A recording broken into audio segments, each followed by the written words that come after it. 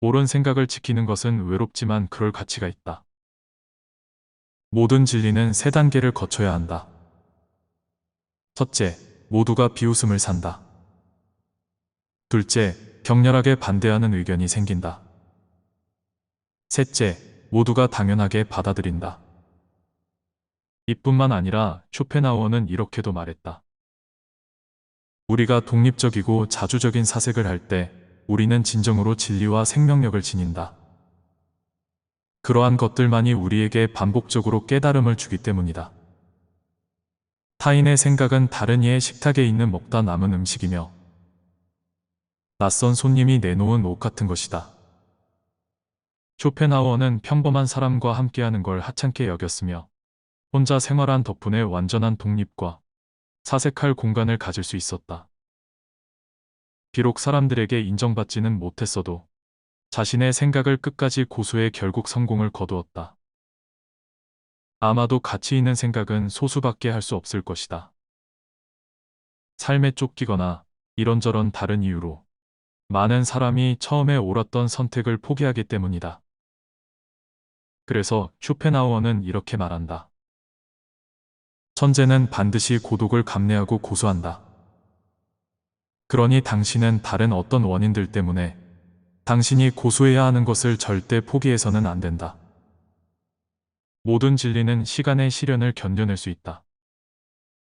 그러므로 처음에는 받아들여지지 않을지라도 심지어 비웃음거리가 될지라도 확신을 갖고 지켜나가야 한다. 천재는 정신적인 고독을 참아내야 한다. 평범한 사람은 천재의 정신세계를 이해하지 못하기 때문이다.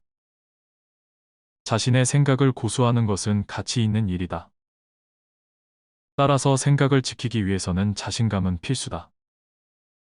그런데 우리는 빈번히 자신감 결핍으로 소중한 생각을 잃는다. 스스로 자신의 생각을 굳건히 믿는 사람만이 위인이 될 수 있다. 틀린 생각도 자주 듣다 보면 믿게 된다. 소크라테스가 사과 하나를 집어 들더니 학생들에게 공기의 냄새를 맡아보라고 했다.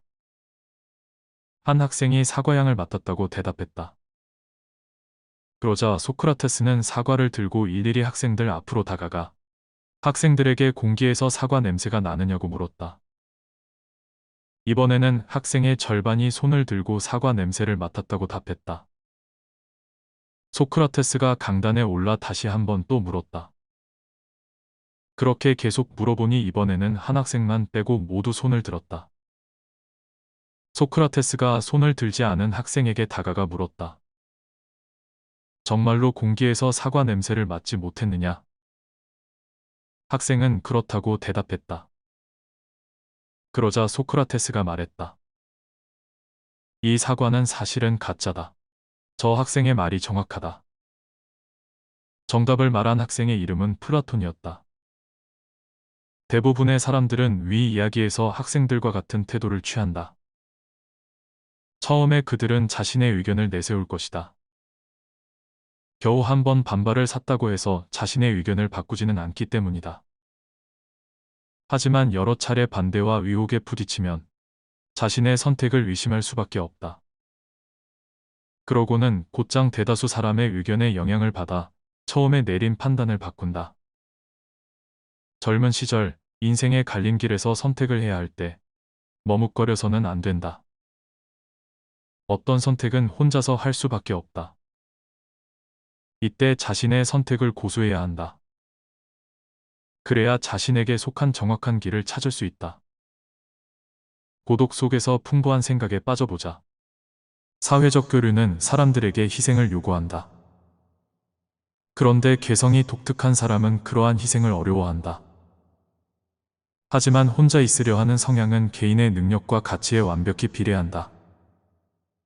혼자 있을 때 불쌍한 사람은 자신의 불쌍한 점을 일일이 나열하기 바쁘지만 혼자 있어도 생각이 풍부한 사람은 자신의 생각을 발전시키기에 바쁘다.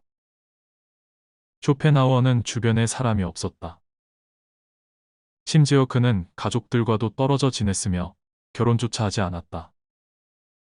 특별한 이유가 없는데도 나는 늘 불안하다. 그래서 나는 존재하지도 않는 위험에 늘 주의를 기울이고 정말 별 볼 일 없는 번뇌조차도 무한히 부풀려 버린다. 이런 성향은 나를 다른 사람과 제대로 지낼 수 없도록 만들었다. 사람들은 쇼펜하우어가 더 나은 삶을 살 수도 있었을 거라고 말한다. 거에게 유산을 받을 수 있었기 때문이다. 하지만 그는 철학자의 길을 택했다. 비록 오랫동안 사람들로부터 인정받지 못하고 수입도 적고 심지어 자기 소유의 집도 없었지만 그는 저작 활동을 멈추지 않았다. 출판 후 그에게 돌아온 것은 비웃음뿐이었다.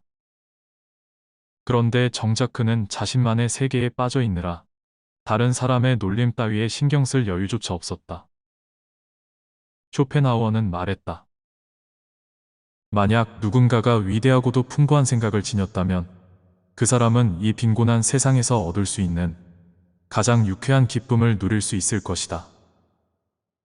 이 말은 만약 누군가가 고독을 무서워한다면 그것은 그 사람 자신만의 생각이 빈약하다는 사실을 고백하는 것과 같다. 천재 쇼펜하우어의 사상적 풍부함은 그가 고독조차 두려워하지 않게 했으며 오히려 혼자 있는 걸 좋아하게 만들었다. 그런데 일상에서 홀로 사는 삶에 만족하는 사람을 찾기란 꽤 힘들다.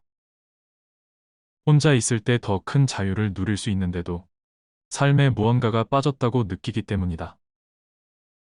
그래서 이러한 사람들은 차라리 연애 혹은 결혼을 선택하지 고독을 선택하려 들지 않는다. 사람의 일생은 명예와 돈 혹은 권력 등을 부단히 추구하는 과정이다. 대부분의 사람은 이 같은 욕망에 열정을 쏟으며 산다. 그것들만 바라보며 쫓아가느라 쉼 없이 앞으로만 내달릴 뿐 자신을 도약시키는 일은 간과하고 만다. 이와 다르게 내면에 집중하는 사람은 고독을 마주할 수밖에 없다. 어쩌면 이들은 외로움 때문에 자신의 운명을 한탄할지도 모른다. 그렇지만 결국 쇼펜하우어처럼 고독을 선택할 수밖에 없다. 생각이 깊은 사람은 세상과 충돌이 생긴다. 고독을 향유하는 사람은 생각의 깊이가 매우 심오하다. 이들은 자신만의 독특한 견해와 개성 때문에 사회의 통념과 충돌이 생기기도 한다. 어쩌면 시대가 이들을 받아들이려 하지 않는 것일 수도 있다. 어쨌든 이들은 어디에서든 남들과는 달라서 틀 수밖에 없기에 극도로 강렬한 고독과 쓸쓸함을 맛본다. 이때 지혜로운 사람은 이 고독을 물리치기 위해 창작과 예술 활동에 빠져들면서 마음의 평화를 얻는다. 반 고흐와 같은 예술가가 그 대표적인 인물이다. 이들은 명예와 이익이 아닌 단순히 마음의 고독을 물리치기 위해 창작 활동을 했다. 즉, 자신의 풍부한 생각 속에서 행복을 찾은 것이다. 여기까지의 내용은 책 쇼펜하우어 딱 좋은 고독의 내용을 재구성하였습니다.